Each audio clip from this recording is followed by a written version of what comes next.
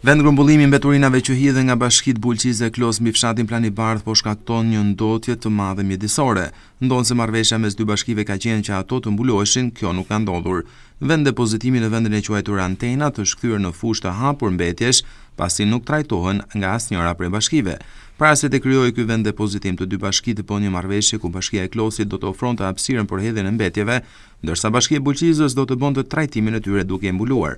Por ndonse Bashkia e Klosit qëndroi marrëveshjes, kjo nuk ka ndodhur me Bashkinë Bulqizë, e cila vetëm depoziton mbetje që ngurmbullon në territorin e saj dhe nuk i trajton ato duke e mbuluar në vend depozitimin e përcaktuar. Kjo ka bërë që mbeturinat që shpërndahen në një territor të madh nga era po qente ndacak që shkojnë aty për ushqim.